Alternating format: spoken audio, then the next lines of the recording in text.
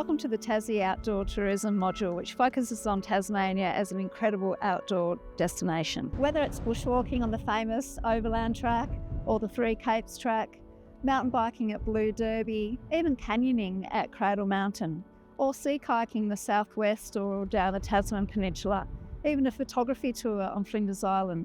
There's just so many things to do in Tasmania in the outdoors.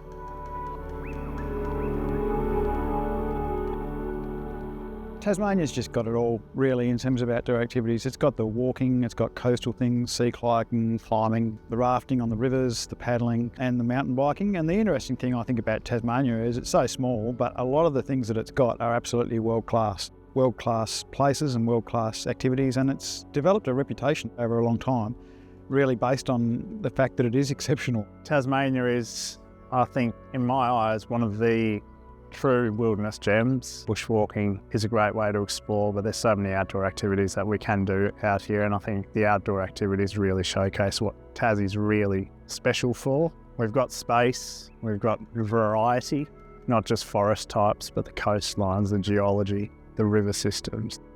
The more you travel overseas, the more you want to come home. The Tasmanian Parks and Wildlife Service manages 2.81 million hectares of land, which equates to about 49% of Tasmania's land mass. That includes 19 national parks and 800 reserves. The Tasmanian Wilderness World Heritage Area, or TWAR as it's commonly called, was established in 1982 for its outstanding universal values. The TWAR is one of only 2 World Heritage listings globally that meets 7 out of the 10 criteria, and is one of the last truly wild places on Earth. It's rich in biodiversity and ancient geological features. It's a significant and precious landscape for Tasmanian Aboriginal people who have had an ongoing connection to land, sea and sky for at least 40,000 years.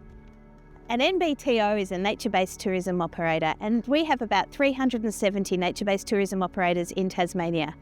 These are our partners who deliver the experiences for our visitors to Tasmania in our parks. They range from everything from short walks to guided experiences to multi-day overnight walking tracks and kayaking tours. Aligning with Tasmania's 2030 visitor economy strategy, which has a plan to manage growth sustainably.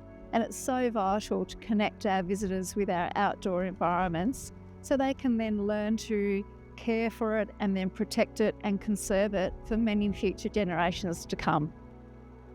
I think people yearn to connect with nature because it is actually where we feel most at peace as humans. We want to be in natural environments with greenery around us. It very much centres us, gives us balance, and the reality is we're probably all not getting enough of it. So when we think about a holiday, what can we do with our time off and away from work? Being in nature is a logical step. And we're really lucky that we have that in spades in places like Tasmania. There's a really restorative effect of being in nature. We know from great research in health and education that there are some real benefits to spending time in natural environments, and a lot of that is about the way we can restore our attention, less anxiety, mixing with people in a different way. The urge to connect with nature is something quite innate. For me, it's always something I've needed. It always feels very healthy when you get out into the wilderness. It's basically using your body in the way it's supposed to be used. We've evolved for thousands of years to use your muscles and be out in the wilderness and experience these things. It's just that nature of you go on a journey, you start somewhere, you've got to overcome some challenges to get through the canyon or down the river, and you're exercising and you finish the day physically tired, and it just feels like a very healthy, fulfilling thing to do. I think people yearn to connect with nature because it's a fundamental coded into our DNA. It reminds us a bit more of our humanity, and so I think that's why it's yearning to get outside. There's also something about the journey and who you are on day 1 and who you are on day 4, and just sitting with your thoughts as you're walking through nature. A lot of our guests come along paddling with us because they're looking for an opportunity to not only connect to the natural environment, but potentially also to take a break and slow down from everyday life.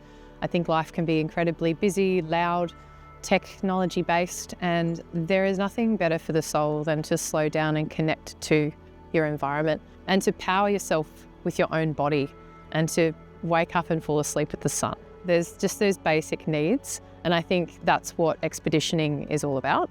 It helps you reconnect to yourself in that environment. There are many benefits of connecting with nature, whether it be mental health, but also physical health. And then that itself would make you a more centered, calm, balanced person. There's many bits of research to support that. Then of course you can probably be a better human in your life, family, community. So benefits for connecting with nature are small and big. Please enjoy this module and make sure that you get outdoors and enjoy it with your family and friends, because we're so lucky to have all these amazing outdoor adventures in our backyard.